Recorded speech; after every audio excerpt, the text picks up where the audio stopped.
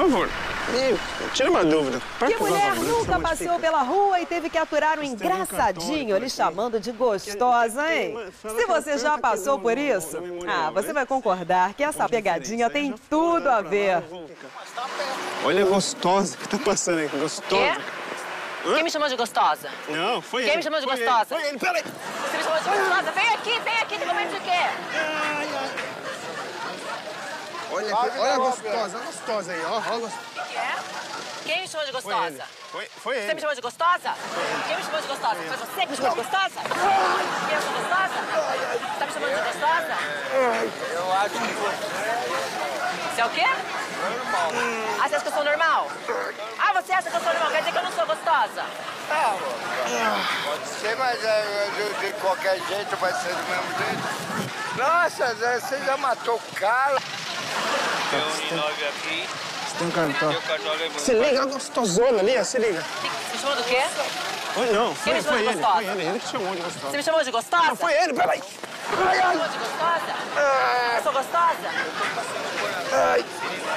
Quer dizer que eu não sou gostosa? Eu sou gostosa ou não sou? Como não sou? Olha, eu sou gostosa ou não sou? Você me chamou de gostosa? Você não me chamou de gostosa? Quer dizer que eu não sou gostosa, então? Pra cima? Tem certeza? Tenho certeza. Então. Gostosa, olha que gostosa, mano. Quem me chamou de gostosa? Não, foi ele. Quem me chamou de gostosa? Não, imagina, peraí. Quer dizer que eu sou gostosa? Você me chamou de gostosa? Você não me chamou de gostosa?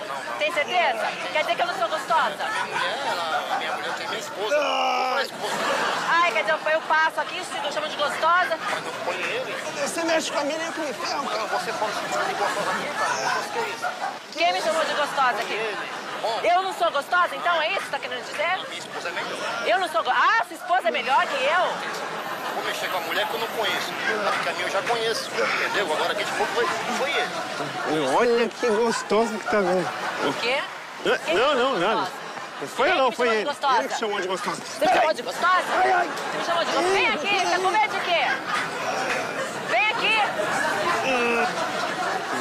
Olha só a gostosa que tá passando aí. O quê?